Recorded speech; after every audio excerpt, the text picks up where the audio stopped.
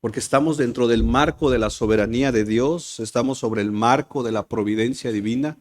Hemos dicho que la soberanía de Dios es el derecho y el poder que Dios tiene de hacer lo que quiera. Hemos dicho que la providencia de Dios es esa soberanía intencional, es decir, es el despliegue del plan de Dios a través de todo lo que nos pasa alrededor. Es decir, en el plan de Dios, en el propósito de Dios, no hay casualidades.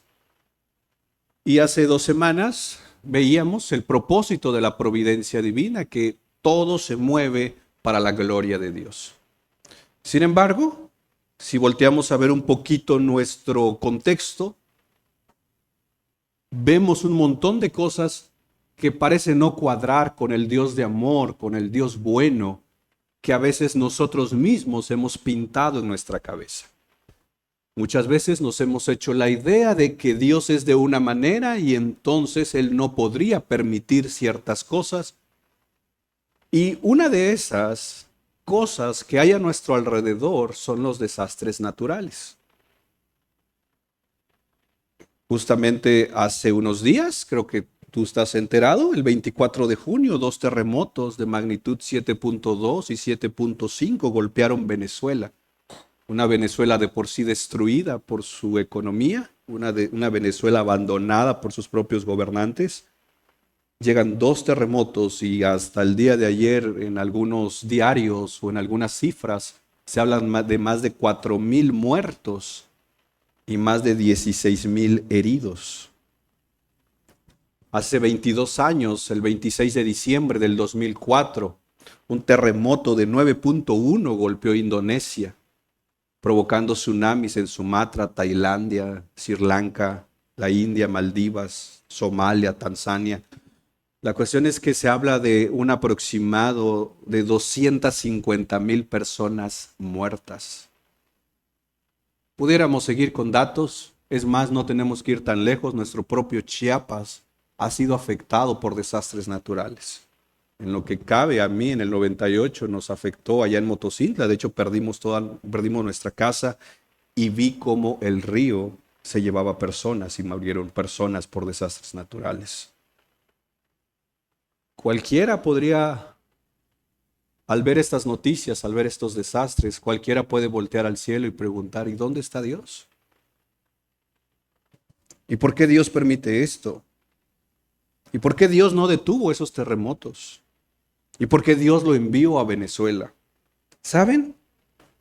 A veces los cristianos respondemos a la primera de una manera incorrecta. Vi en muchos lados o me compartían por ahí muchos videos de decir que esos terremotos habían sido un juicio. Específicamente porque fueron el día donde parte de Venezuela celebraba el día de San Juan Bautista y celebraban en las calles a un ídolo y entonces decían, Dios envió un juicio porque se olvidaron de Dios y estaban celebrando a un ídolo y Dios les envió un terremoto. Bueno, pero si a esas fuéramos, ¿cada cuánto enviarían un terremoto a nuestro México, por ejemplo? Por lo menos todos los 12 de diciembre habría terremotos. San Juan Chamula ya no existiera porque ahí celebran San Juan Bautista. O sea, ¿ven lo rápido que podemos llegar a pensar? Hubo un terremoto en Turquía y algunos llegaron a decir, fue un juicio de Dios porque asesinaron a 10 cristianos en una plaza pública. Nunca se supo de eso como tal, se hizo de hecho algún momento la investigación. Y aunque han asesinado cristianos en Turquía, conectar asesinato de cristianos con un terremoto es una forma a veces fácil, pero a veces también equivocada de acercarnos a la realidad que estamos viviendo. Porque entonces nos haría pensar, entonces, como solo hubo terremoto en Venezuela, pues nosotros somos mejores que Venezuela. Aquí no hubo.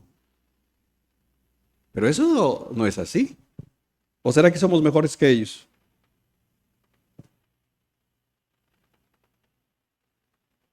Entonces, la pregunta surge, ¿dónde está Dios en medio de todo esto?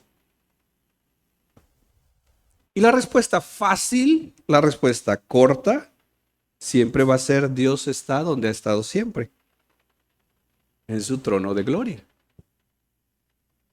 De hecho, el viernes hablábamos un poquito de esta, esta economía trinitaria donde el Dios Padre está en su trono.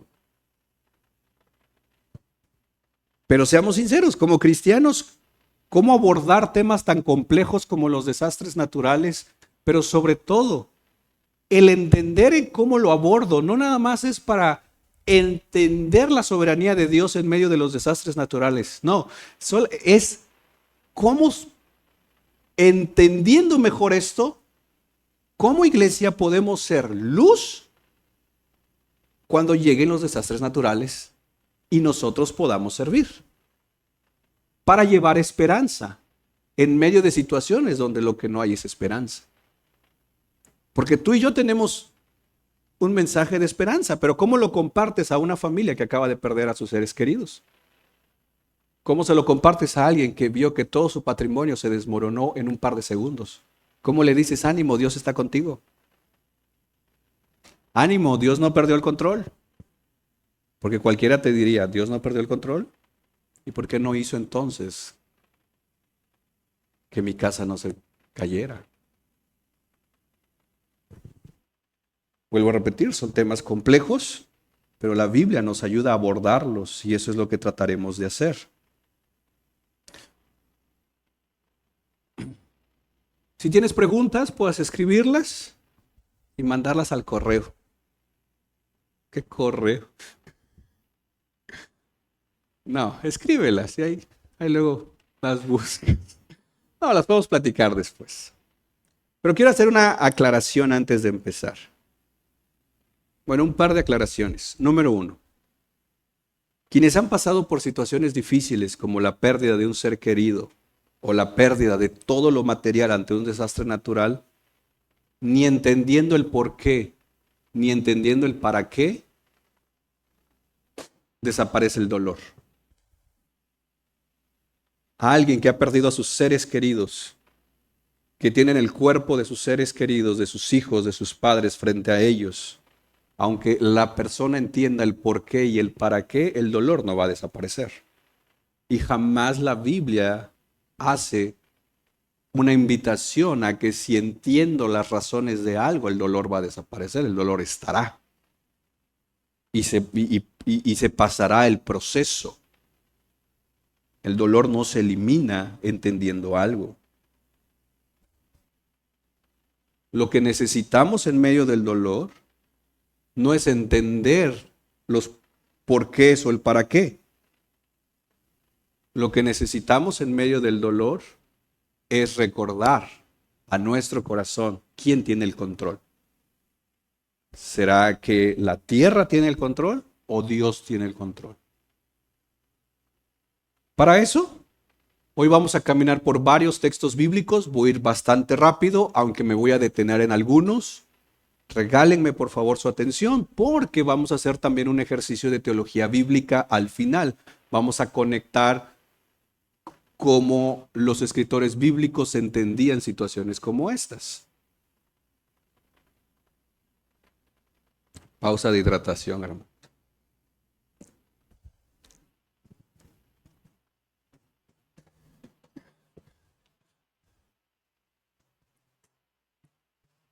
Listos.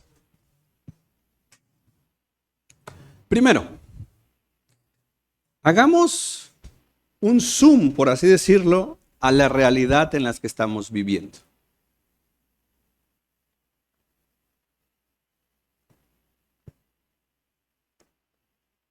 Lo primero que tenemos que entender es que estamos inmersos en una realidad donde todos los días hay un montón de amenazas de la naturaleza hacia nosotros. John Piper escribe de la siguiente manera. ¿Me ayudan, por favor? Aquí hay lugar, hermano, mire. Pasen, hermanos. Gracias. John Piper escribe de la siguiente manera. Sí,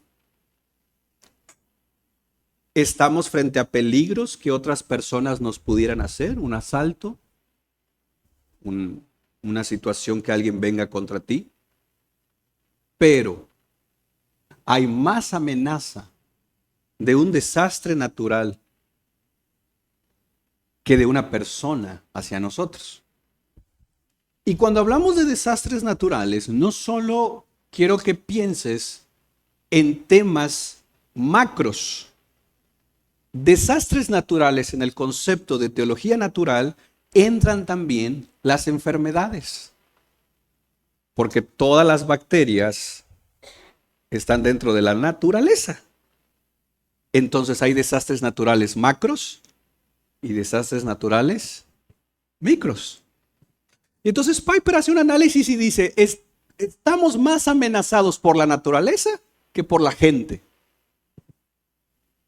Y Piper dice, imagínate los peligros de ataques al corazón, derrames cerebrales, cáncer, neumonías, diabetes, malarias, virus con los cuales convivimos todos los días.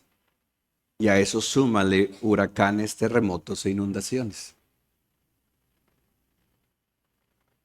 Entonces, no es fácil vivir en esta vida. Lo segundo que tenemos que entender es que nunca perdamos de vista algo. La naturaleza, por muy amenazante que pudiera parecerse frente a nosotros, la naturaleza es creación de Dios. Y todo lo que Dios hace tiene un propósito. Y entonces la creación, la naturaleza, tiene un propósito. Y es un propósito dado por Dios. Por ejemplo, ¿cuántos conocen la historia de David y Goliat? Yo creo que la mayoría, si no es que todos. ¿Qué usó David para matar a Goliat?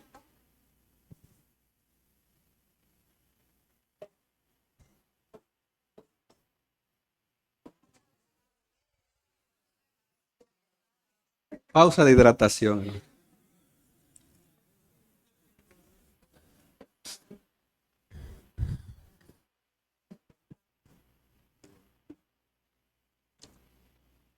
Bueno, todo lo que dijeron. Pero vamos a enfocarnos en algo natural, la piedra. ¿Ah? Él agarró ¿cuántas piedras? Y con una fue directo. ¿Ah?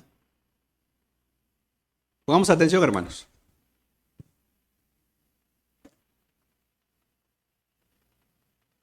¿Has intentado atinarle algo tú con una piedra? A un perro, dices. Me quería morder. Por cierto.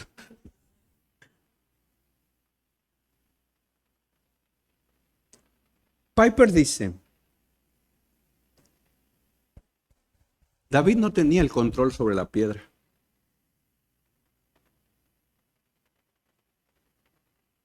Dios sí. Dios creó esa piedra y la puso en ese momento de la historia con un solo propósito: que alguien la aventara. Dios la dirigiría y Goliat sería asesinado. Y aquí hay dos palabras importantes que tenemos que entender: esperanza y certeza. David tenía la esperanza de pegarle a Goliat, pero Dios tenía la certeza que esa piedra le pegaría a Goliat. David tenía la esperanza de, yo la voy a aventar y quiero pegarle, pero al final hay muchos elementos, muchas variables que puede que yo le falle. Por eso agarro 5. Nada de eso de que son los 5 ministerios. No. Agarró 5. ¿Por qué? Porque él tenía esperanza que con alguna de esas le iba a pegar. Pero Dios tenía la certeza de que la piedra iba a llegar a su propósito. ¿Por qué? Porque la naturaleza la creó Dios. Y Dios no ha perdido el control de su creación.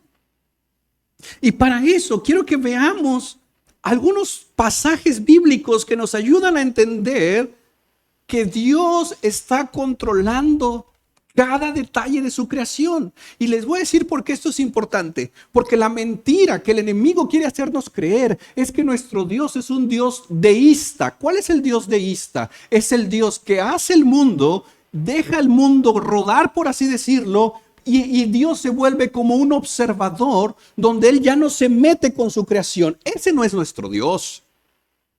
Yo no quiero un Dios solamente observador en medio de las situaciones que estemos pasando. Yo quiero un Dios cercano en medio de mis situaciones complicadas y en medio de desastres naturales que cualquier rato pueden pasar. Llámese huracanes, llámese terremotos o llámese un diagnóstico de cáncer.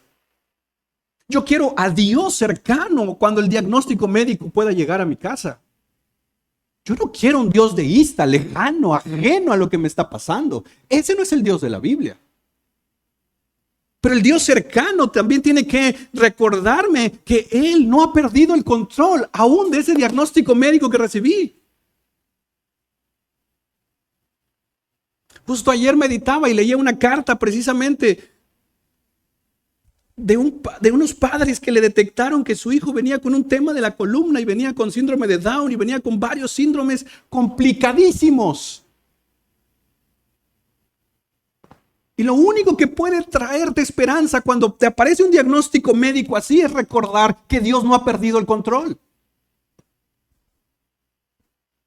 Porque si creemos en algún momento que a Dios se le fue eso, se desmorona toda nuestra certeza, se desmorona nuestra esperanza y lo que tenemos frente a nosotros es mero caos. Y en un mundo caótico, la pregunta es ¿quién tiene una palabra de esperanza? Y es ahí donde la iglesia tiene que entrar. Entonces, ¿qué dice la Biblia sobre la creación? Por ejemplo, Salmo 24:1 dice, del Señor es la tierra y su plenitud. Salmo 50:12, mío es el mundo. Salmo 89:11, tuyo es todo, dice el salmista. Salmo 104:32, Él mira la tierra. Job capítulo 9.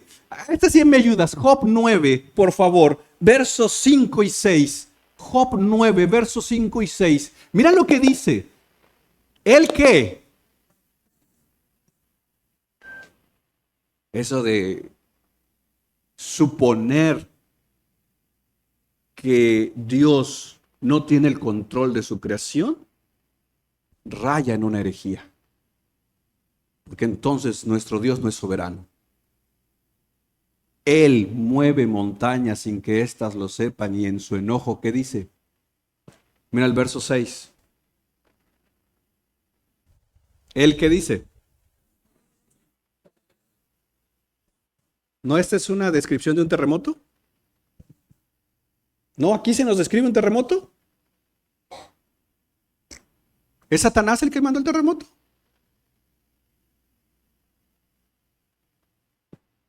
¿Qué hace Dios?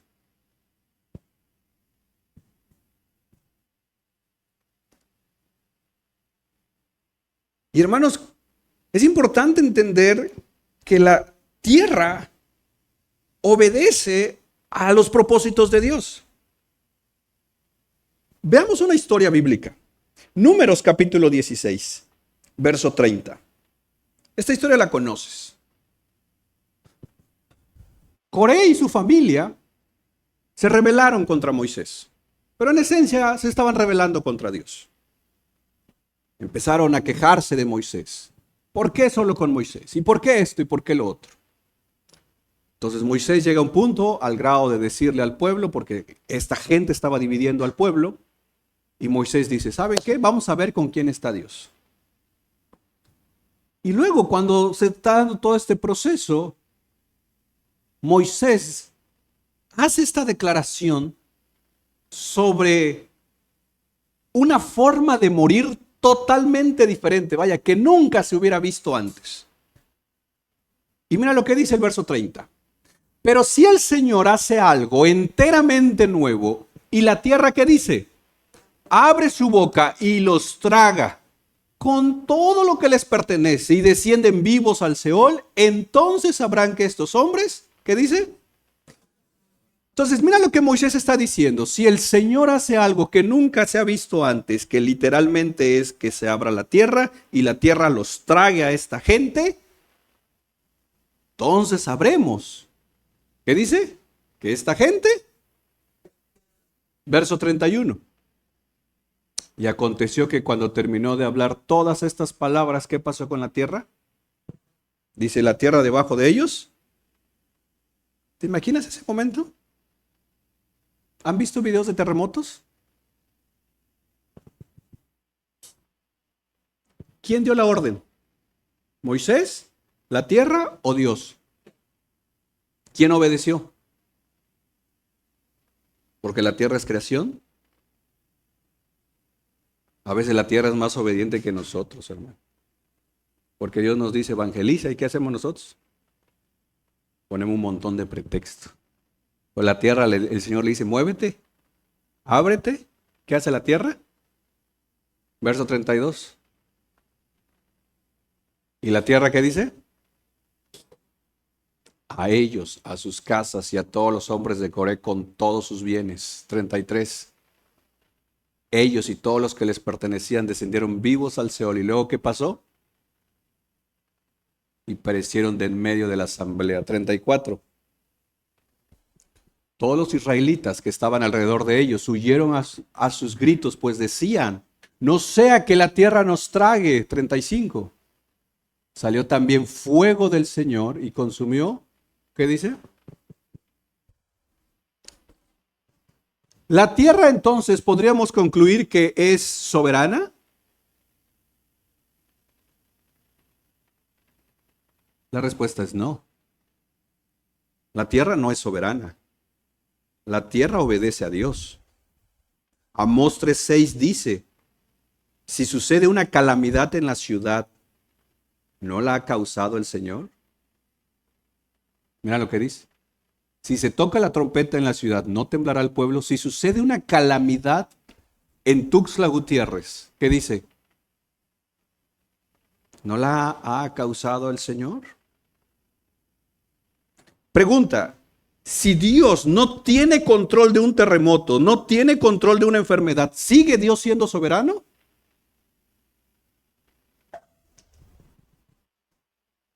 ¿Cómo va a ser soberano si ya perdió el control de algo? Entonces no es soberano. Y la Biblia dice que Dios es soberano. Pero ese es con la tierra. Pensemos en el agua. Salmo 106:9 dice que Dios reprendió el mar. Nehemías 9:11 dice que Dios dividió el mar. Job 37:10. Y aquí quiero hacer un ejercicio de teología bíblica. Miren esto es aquí bien importante y te puede servir a ti cuando estés dando consejería ante situaciones complejas. Job 37, vamos a leer del 10 al 13. Por favor, pongan atención en este texto. Job a estas alturas está lleno de llagas, sus hijos han muerto, su esposa lo ha abandonado.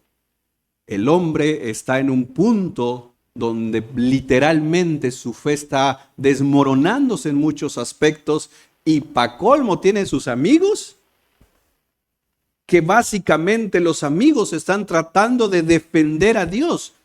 Job dijo, Jehová dio y Jehová quitó. Los amigos con su teología, aunque le atinan a mucho, pero la teología de los amigos de Job era, Job, no digas eso, Diosito no es así. Esa es la teología en Job. Hombres queriendo rescatar el honor de Dios, como que si Dios lo necesitara. Pero mira estas palabras. Del soplo de Dios se forma ¿qué cosa? Y se congela. Verso 11. También, ¿qué dice? Y esparce la nube. Ojo aquí, verso 12. Aquella, ¿quién es aquella? No una hermana. ¿Quién es aquella? ¿Quién es aquella? No, verso 11. La nube. Ah, pues, hermanos, dejen su celular tantito. Si están mandando mensajes, si están tomando notas, está bien. Verso 12. Aquella, ¿quién es aquella? La nube. ¿Qué hace la nube? Gira, ¿y qué?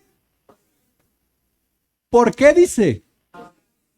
¿Sabe a dirección de quién? ¿Por qué? ¿Por qué de Dios? ¿Por qué no de la nube? Porque ahí dice su con S mayúscula. Está hablando su de él. ¿De quién? Entonces las nubes se mueven como ellas quieren, sino como Dios quiere. Imagínate cómo es nuestro Dios. Dice, para hacer todo lo que Él, ¿quién es Él? Vamos a decir la nube. Todo lo que Él le ordena sobre la superficie. Entonces, ojo, el control de las nubes, de los vientos, ¿quién lo tiene? Dios, ¿va? Ok, verso 13. Ya sea por corrección o por el mundo es suyo, o por misericordia, Él hace ¿qué? Es decir, lo que pasa en la tierra puede ser por corrección, porque Él quiere hacerlo, o por su misericordia. Ok.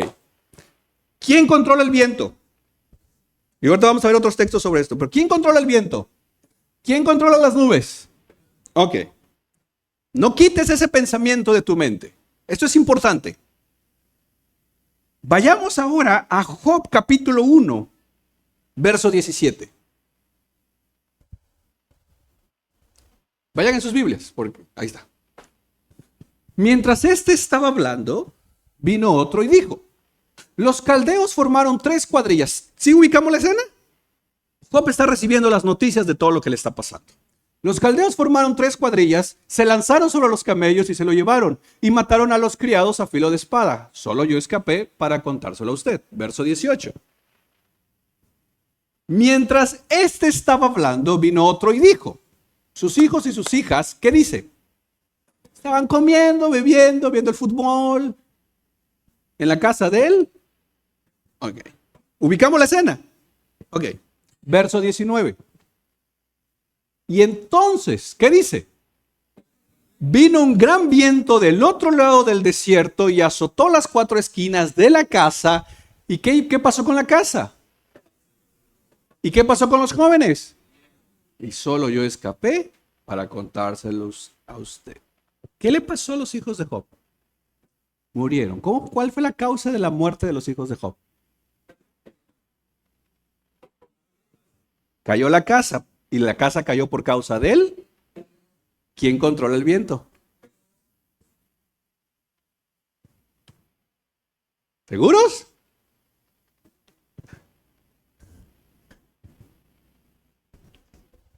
Esto es teología bíblica.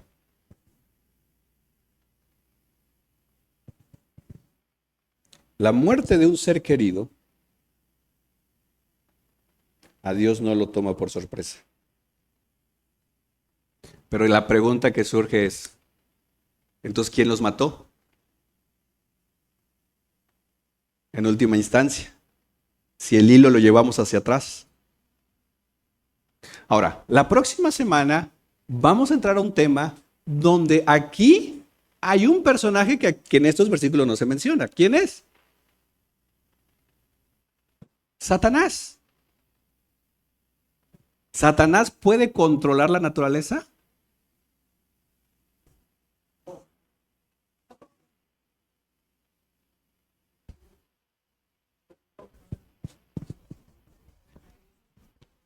Vengan la otra semana. Ahorita estamos solo viendo cómo Dios controla la naturaleza. ¿Vale? Sí, porque si los digo de una vez, capaz no vienen, va a decir, es la final, van a decir, ¿no, hermano?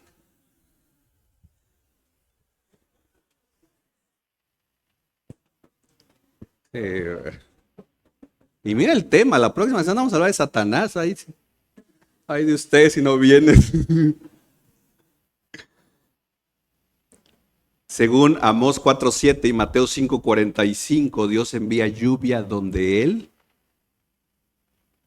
hizo que el agua se convirtiera en sangre, ¿te acuerdas? Él hizo que de una roca saliera agua, ¿te acuerdas? Él hizo que un hacha pudiera flotar en el agua, ¿te acuerdas? Él hizo con el profeta Eliseo que un agua venenosa se pudiera tomar. En Mateo 14:25 dice que Jesús caminó sobre el mar.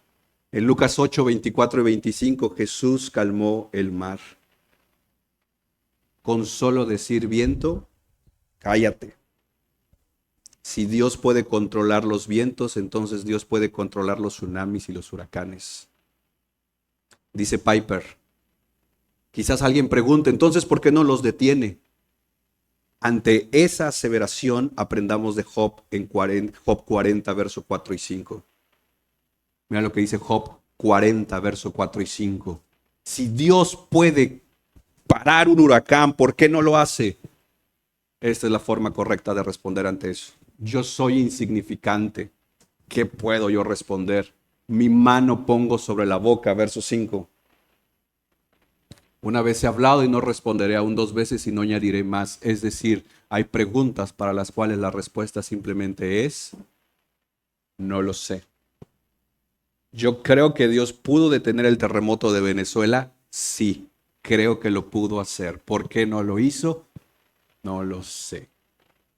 Pero eso le trajo gloria a su nombre y ahorita vamos a ver cómo eso se aplica. Para allá vamos. Romanos 11 termina diciendo, porque de Él, por Él y para Él son todas. Y nuevamente, ya vimos, Él tiene el control sobre la tierra, Él tiene el control sobre el agua, sobre las nubes. Veamos un poquito más sobre el viento, Salmo 107, 23 y 29. Él levanta y calma los vientos. Salmo 135, 6 al 7, dice que Él saca los vientos de sus depósitos. Salmo 148, puedes poner tantito el Salmo 148, verso 7. Este salmo está precioso. Alaben al Señor desde la tierra, monstruos marinos y todos los abismos. Verso 8. Fuego y granizo, nieve y bruma. ¿Y qué dice? El viento existe para cumplir un propósito y el propósito que Dios ha puesto en su palabra. Dios tiene control sobre las cosas macros, tierra, viento, agua, pero vayamos ahora un poquito a lo micro. Plantas, animales. ¿Será que Dios tiene el control? ¿Te acuerdas de nuestro hermano Jonás? Lo avientan al agua pensando que va a morir. ¿Y quién lo está esperando allá abajo? Una tilapia, decías. Ya tengo hambre, hermano. Un gran pez. Y no ni lo masticó ni nada, lo agarró completo. Como a veces cuando hay mucha hambre, así le hacemos, ¿no? Ya ni lo masticamos, ¿eh? Entero pasa al bocado. ¿Y dónde lo fue a tirar? ¿Te acuerdan? A Nínive. Y luego, después de todo el pleito que tiene Jonás con Dios, se va a sentar. Tiene mucho calor el hombre. Y Dios dice que hace que una planta, ¿te acuerdas? Una calabacera, dice, ¿no? Crezca. Y dice, sabroso está aquí. ¿Y luego qué hace Dios? Un gusano que se come la planta. ¿Y este hombre qué hace? ¿Agradece? En Éxodo, las plagas, Dios trajo ranas, piojos, insectos, langostas. Dice el Salmo 104, 14 y 15, Dios hace brotar la hierba para los animales. ¿Te acuerdas de Primera de Reyes 17, 4? ¿Quién le llevó comida al profeta Elías? Los cuervos sirvieron de meseros. Es más, si los cuervos le llevaban comida al profeta Elías, ¿quién le daba de comer al cuervo? Job 38:41. Job 38:41. Pasen. Me ayuden con una silla, por favor. Otra pausa de hidratación.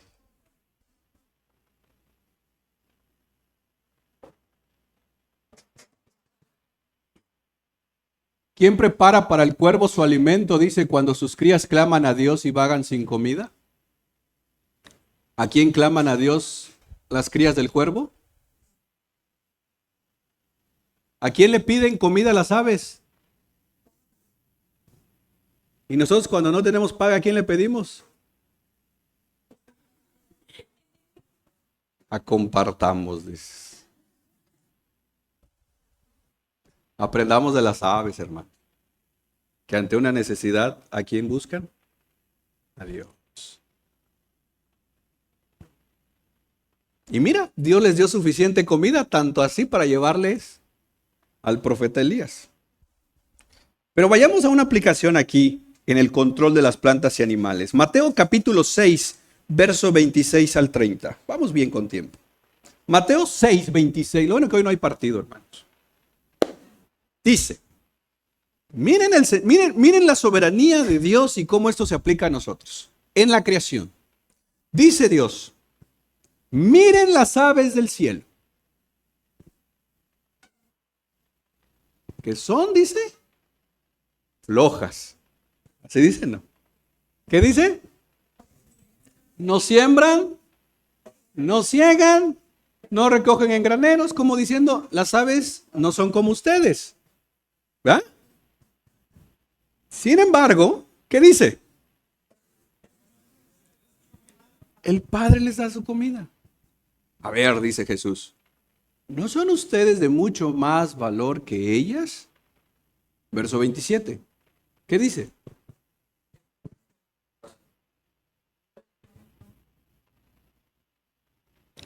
Mire, por mucho que te preocupes, por mucho que te afanes, tú no tienes el control.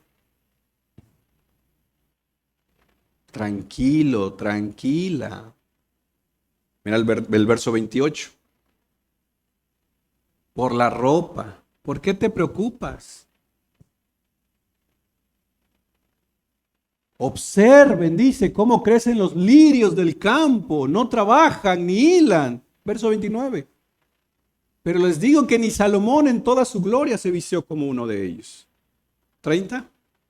Y si Dios, mira el control soberano de Dios, viste, ¿qué dice? La hierba del campo que hoy es y mañana, ¿no hará Él mucho más por ustedes, hombres? Jesús está persuadiendo a sus oyentes y a ti y a mí en última instancia a que entendamos el cuidado providencial de Dios sobre toda la creación para recordarnos que Dios se encargará de que su propósito se cumpla en nosotros porque lo hace con las plantas, lo hace con los animales. Es más, cuando le quisieron decir el tema de los impuestos, Jesús manda a traer un pez, ¿te acuerdas? Le abren la boca al pez. ¿Y qué sacó el pez? Una moneda. ¿Cómo? ¿Dónde se la tragó, güey? Ese es el Dios que cuida cada detalle, aún de aquellos que no entendemos. Es más, mira Mateo 10, verso 28 al 31. Mateo 10, verso 28 al 31. No teman a los que matan el cuerpo, pero no pueden matar el alma. Más bien teman a aquel que puede hacer perecer tanto el alma como el cuerpo en el infierno. ¿Quién es aquel, quién es aquel que puede hacer que un alma termine en el cielo o en el infierno? Dios. Entonces aquí está diciendo Jesús, no le temas al que te mata, no le temas a un desastre natural si llegara a pasar, témele a Dios. Porque el desastre natural, la enfermedad, el cáncer o lo que querramos que se llame, lo único que te puede hacer, dice Jesús, lo único que te puede hacer, te puede matar y ya. Yo pensé que más. Lo único que te puede hacer un desastre natural es matarte. ¿No te da paz eso?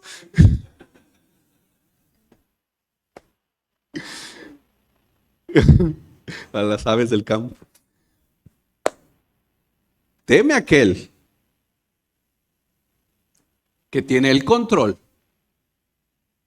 para que después de nosotros muertos pasemos la eternidad en el cielo o en el infierno. El problema no es morir. Allá vamos todos. ¿Cómo vamos a morir? Solo Dios lo sabe. Solo Dios lo sabe. Y el día de tu muerte y de mi muerte ya está escrito en el plan soberano de Dios. Eso ya está, hermanos. Nuestra lógica nos dice, híjole, salió y pasó algo. Nuestra lógica dice, no hubiera salido. ¿Ah? No hubiera ido. Pero el no hubiera ido es como suponer que yo puedo esquivar a la muerte. No, porque la muerte no es soberana. Dios ha decretado el día que nacimos, el día que partiremos.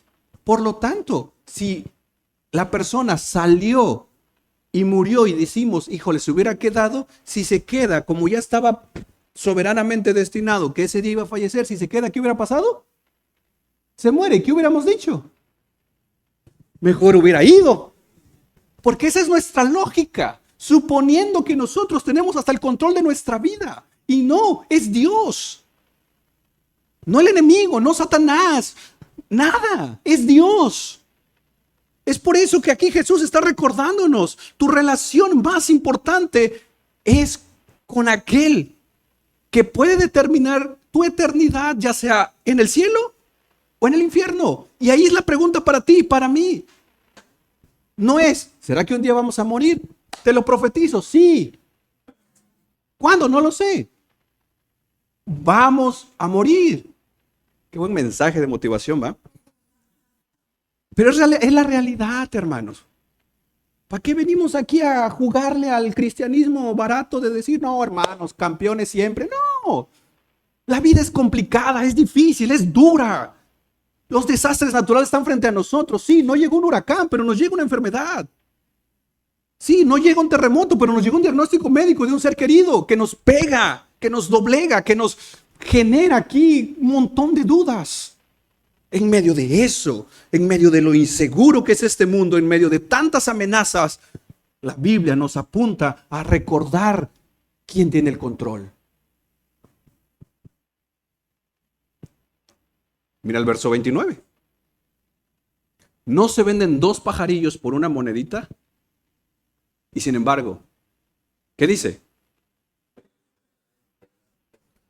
O sea, si ahorita un pajarito cayó en la selva Amazonas, Dios lo sabe. Y eso pasó en la soberanía de Dios. Así es nuestro Dios. Nosotros no podemos ni controlar ni nuestra propia agenda, hermanos. Ni nuestra propia vida podemos controlar. Vaya, ni nuestra propia paga podemos controlar. Mira el verso 30. ¿Qué dice?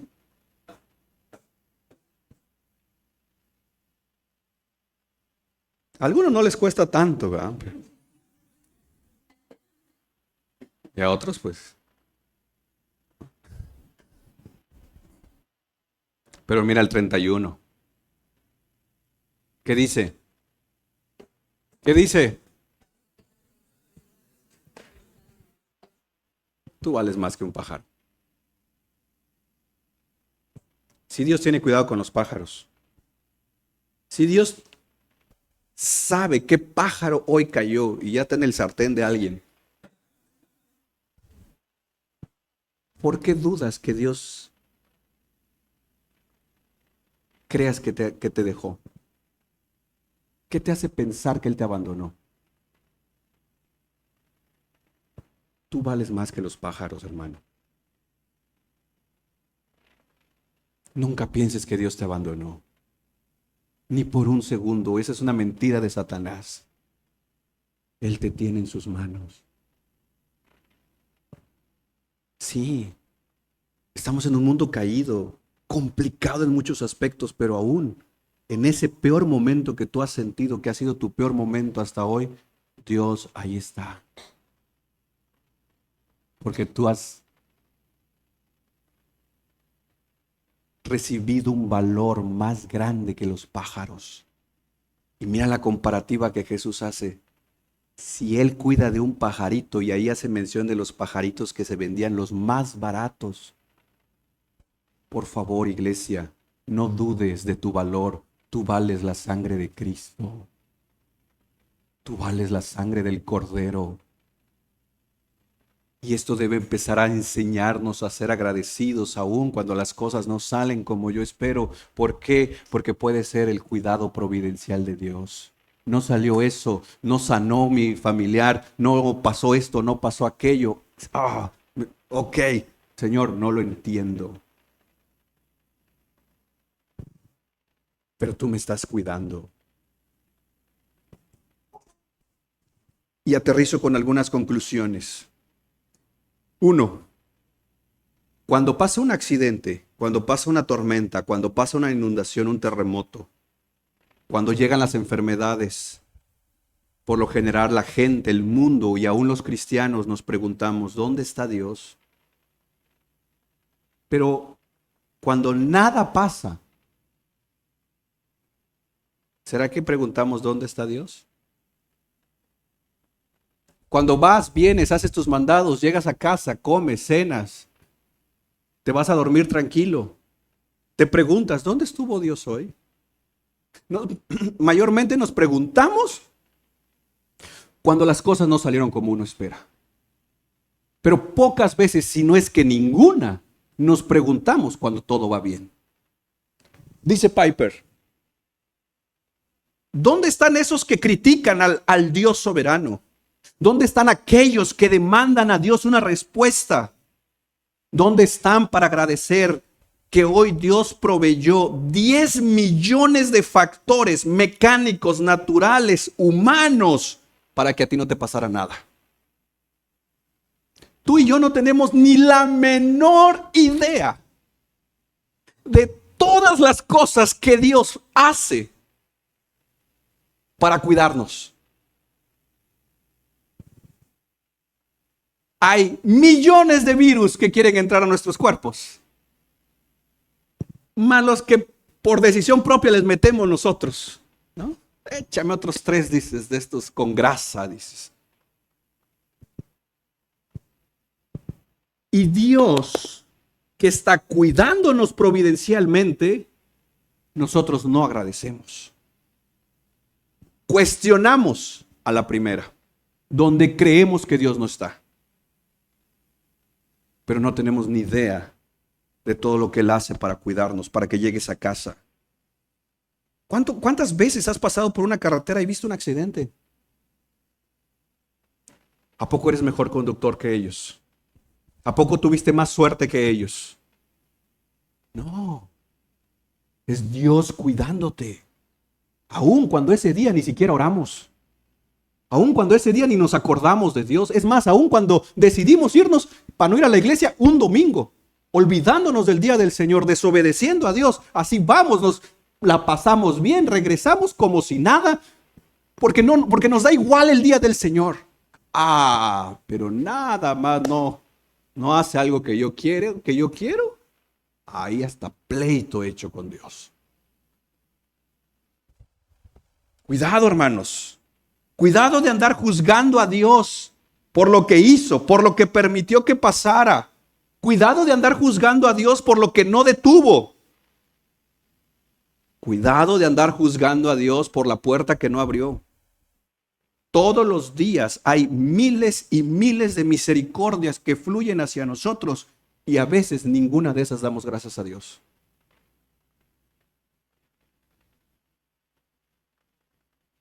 En la Biblia vemos muchas veces a Dios abriendo prisiones, proveyendo el pan diario y tantos otros milagros.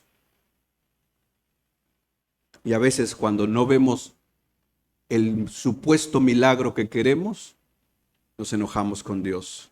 Cuando todos los días recibimos milagros en su providencia, su cuidado, su protección, un plato de comida.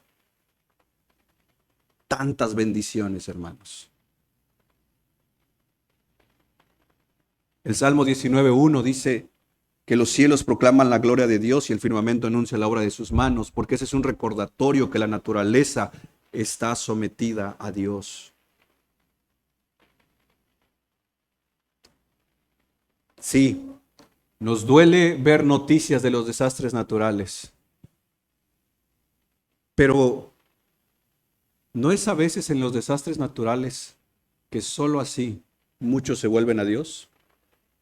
No es cuando el diagnóstico médico llega, no es cuando el ser querido está frente a nosotros en un ataúd, es cuando nos acordamos de Dios. ¿No Eclesiastés nos recuerda y nos dice precisamente que es mejor ir al funeral que al día de fiesta? Pero ¿cuál queremos nosotros? Porque la tendencia de nuestro corazón es olvidarnos de Dios. Entonces Dios puede permitir algo solamente, como diría C.S. Lewis, usa el dolor como un megáfono para hablarnos. Job está luchando no solo con lo que le ha pasado, está luchando con todos los comentarios que están recibiendo. Parte de esos comentarios era como decir, Dios no tuvo nada que ver aquí. Entonces Job llega a un punto de la desesperación y le dice a Dios, ¿dónde estás para hablar al tú por tú? Casi como diciendo, quiero explicaciones. Y del capítulo 38 al 41 son esta conversación de Dios hacia Job, recordándole una verdad. Job, tú no eres Dios. Yo soy Dios. Los capítulos 38 al 41 nos recuerda que tú y yo estamos ante misterios que por mucho National Geographic que veas, no lo vas a entender. Que por muchos libros de esos chafitas que supuestamente explican los misterios del mundo, no lo vas a entender. La ciencia está tratando de entender los desastres naturales, las causas, quiere prevenirlos, lucha con el calentamiento global. Y hermanos, nosotros deberíamos recordarle al mundo que hay un creador que no se ha olvidado de su creación y ese es nuestro Dios. Por eso Job dijo, soy insignificante ante tantas cosas que están sucediendo. ¿Qué puedo responderte? Dijo Job. ¿Quién de nosotros tiene la capacidad o la sabiduría para decirle a Dios, eso estuvo mal? Pero muchas veces nosotros levantamos el puño hacia Dios, quejándonos, reclamándole, como que si nosotros fuéramos más sabios que Dios. Cuando muchas veces, con lo poco que a mí se me ha dado, he echado a perder muchas cosas. Ahora resulta que me considero más sabio que Dios como para voltear mi rostro hacia arriba y decirle, estuvo mal lo que hiciste. Y eso es lo que vemos precisamente en los primeros capítulos de Job. Job pierde todo.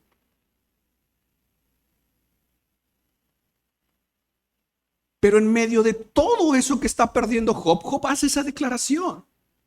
Jehová dio, Jehová quitó. Job nunca metió en la ecuación a Satanás. La conversación era Dios y Satanás. El que está haciendo las catástrofes es Satanás. Pero para Job, Satanás no está en la ecuación. Para Job solo hay uno en la ecuación y es Dios. Tan así que mira la conclusión de Job. Ve conmigo tantito a Job 42. Y con esto termino. Con esta aplicación. Esto es teología bíblica. Si puedes anotarlo, anótalo. Mira, vamos a leer del verso 2. Este es Job hablando a Dios. Verso 2 al 6. Mira la primera frase después de que por varios capítulos Dios le está preguntando a Job. A ver, Job, ¿dónde estuviste cuando yo hice las estrellas? A ver, Job, ¿puedes agarrar al Leviatán como tu mascota? ¿Te acuerdas? Y le empieza a hacer preguntas así. A ver, ¿dónde estuviste tú, Job? Como para que me quieras a mí decir qué hacer. Y entonces la conclusión de Job es, yo sé, ¿qué dice? ¿Y qué dice? Yo sé que tú eres soberano. Acuérdate, Job ha perdido a sus hijos, ha perdido todo. Y la conclusión en su teología de Job es, Señor, yo sé que tú no has perdido el control, que tus propósitos no van a ser frustrados. Verso 3. ¿Quién es este que oculta el consejo sin entendimiento? Por tanto, he declarado lo que no comprendía, dice Job. Yo estaba hablando de cosas que no entendía, diciéndole a Dios, Señor, haz esto, haz aquello. No, lo de Venezuela estuvo mal, no, sí, aquello, sí, lo otro. Porque nos encanta juzgar desde nuestra comodidad o algunos desde nuestros teléfonos. ¿Verdad? Por tanto, he declarado, ¿qué dice?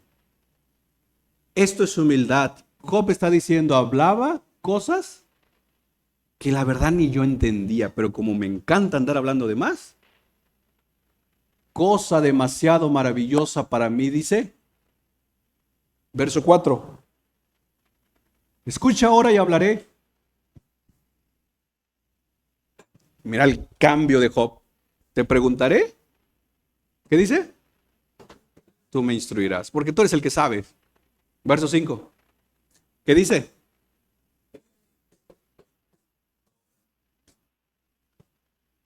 Job lo que está diciendo acá es, Señor, después de todo este proceso, donde he visto morir a mis hijos, donde mi cuerpo no parece sanar, donde he perdido absolutamente todo, donde aún mi esposa me dio la espalda, donde me siento más abandonado que nunca, aún porque aquí todavía él no ha sido sanado. Job dice, Señor, todo esto ha traído un solo propósito, y es que yo te conozca más y mejor. Cuando leía esto dije, yo creo que con un apretón de tuercas tantito a Job le hubiera bastado. Pero a veces no dimensionamos lo que este hombre está pasando, tan así que los críticos del libro de Job han dicho que Job es un personaje ficticio. Muchos no creen que sea un personaje histórico. Porque hermanos, si te ha tocado enterrar a un ser querido, sabrás el dolor. Pero ¿quién de nosotros ha enterrado a 6 hijos?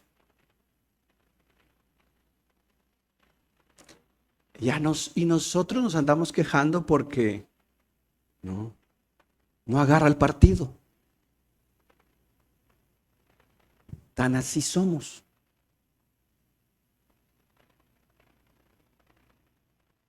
Job concluye que Dios permitió, que Jehová dio, que Jehová quitó, para que Job conozca a Dios. Verso 6. ¿Qué dice Job? Muchos hoy deberíamos de arrepentirnos por las veces que hemos juzgado a Dios.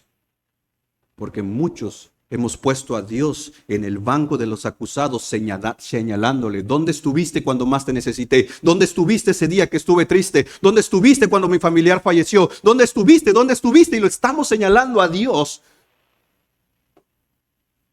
Y es por eso que nuestra relación con Dios está rota. Porque seguimos pensando que Dios simple y sencillamente no quiso hacer algo que nosotros en nuestra mente creemos que hubiera sido lo mejor, el mejor escenario. Y entonces Job entiende que sus palabras han sido desde la ignorancia. Y entonces dice, me retracto, me arrepiento. Si estuvieras al lado de Job, ¿cómo entenderíamos junto con Job esto? Bueno, resulta que hay cosas que nos pueden pasar o situaciones que podemos vivir, como ya dijimos, desastres naturales, enfermedades, que ojo, puede ser que Dios use hasta una enfermedad para llevarnos con Él.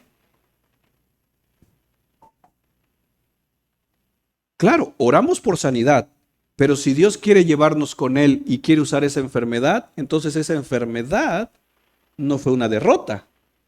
Esa enfermedad solamente fue un vehículo para llevarnos con Dios. Y según la teología de Pablo, morir es, o más o menos. Morir, dice Pablo, es. Ok. Pero quiero que entendamos esto, y esto es teología bíblica. Posiblemente Job vio todo este proceso. Al final Job dice, ok, Dios estuvo el control, Él hace lo que quiere, yo ahora lo conozco más, yo me tengo que arrepentir, hay restauración en muchas cosas, y hasta ahí se acaba el libro. Ya no vemos más. Pero ahora, vayamos al libro de Santiago. Ya Job no existe. Ya ahora, desde un escenario diferente, ahora vamos a ver la historia de Job. ¿Cuál es la lectura correcta de todo lo que a Job le pasó? Santiago capítulo 5, verso 11.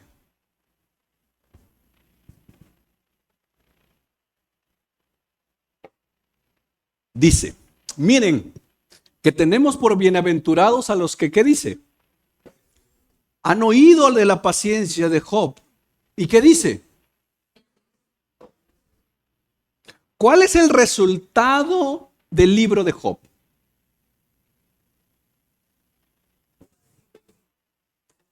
Sentémonos con Job y le digamos, Job, mira, todo lo que te pasó, la muerte de tus hijos, la pérdida de todo, la enfermedad que tienes, es porque el Señor es compasivo y misericordioso contigo. ¿Qué nos hubiera dicho Job?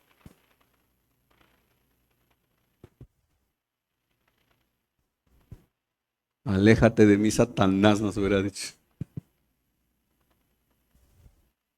De ahí la importancia de ver el carácter integral de Dios.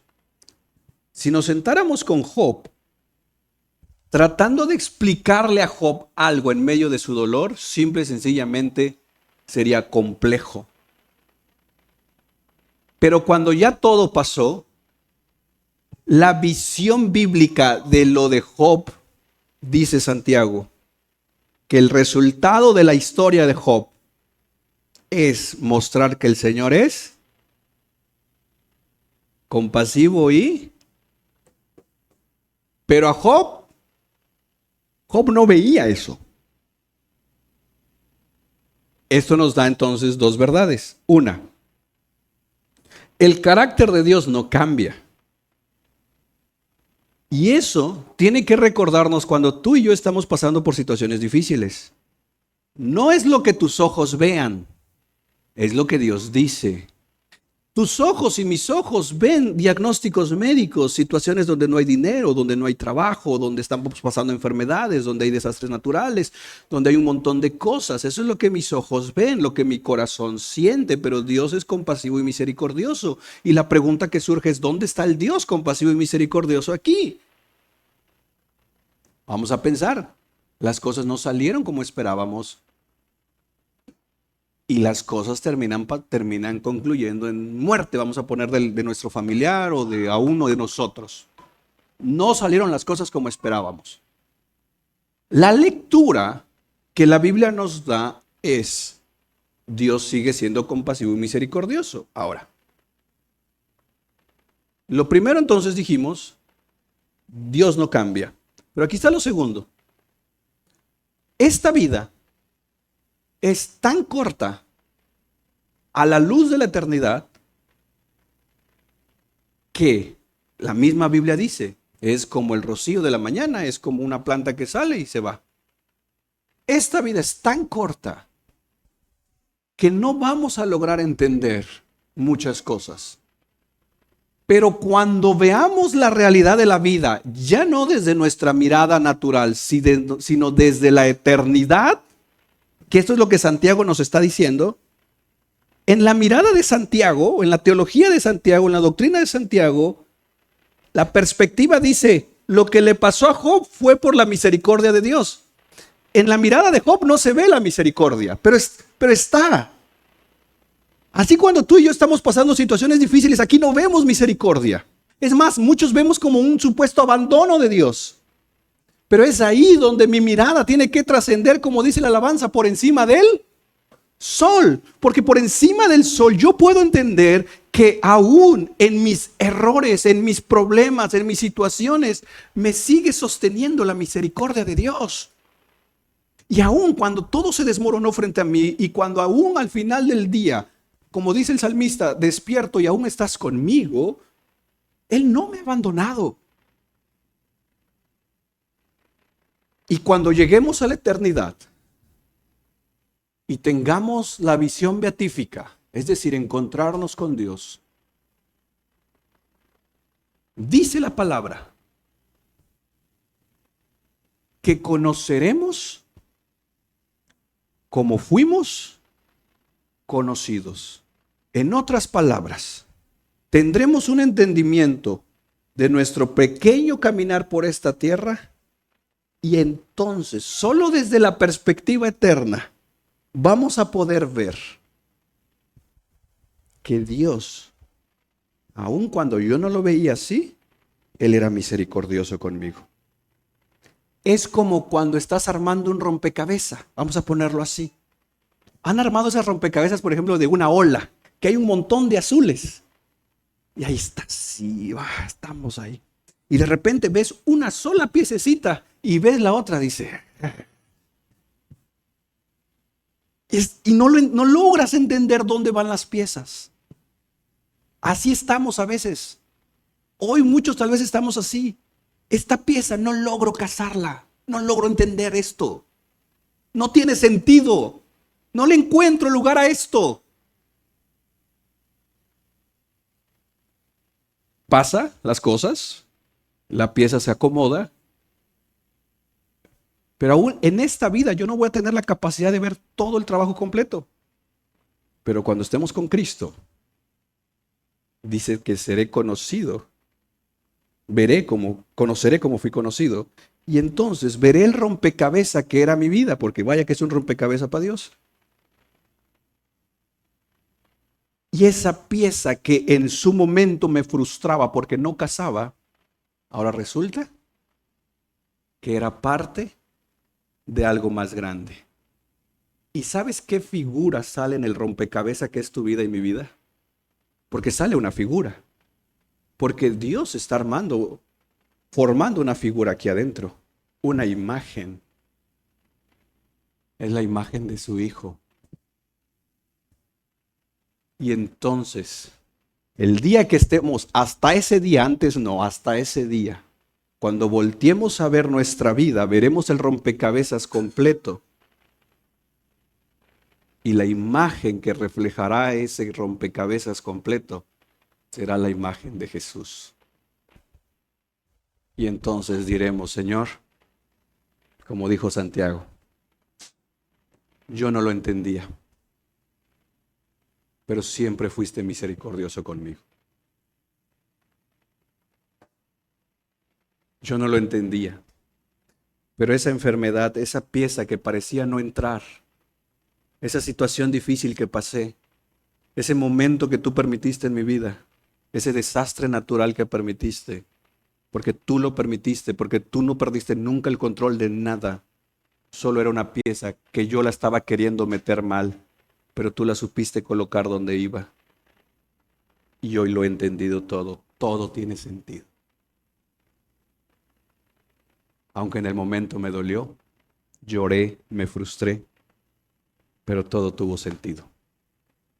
Vale la pena seguir en el camino de Dios. Si estás pasando por una situación compleja, difícil, si hay temas a nivel de tu corazón que no han sanado, vaya, aprendamos de Job, Señor. Me he quejado por cosas que no entiendo. Hoy te las entrego, Señor. Ya no quiero seguir con esta amargura. Ya no quiero seguir con esto. Ya no quiero seguir yo queriendo meter una pieza donde ya entendí que no va ahí. Ya. Porque no vaya a ser que en su amor el Señor entonces tenga que intervenir. Y entonces Él arrebate esa pieza que no hay, que ahí la estamos queriendo meter nosotros. Él nos la va a quitar. Y va a decir, hey, porque Dios sí o sí va a formar la imagen de su Hijo en nosotros. ¿Te parece si oramos? Toma un momento y habla con Dios.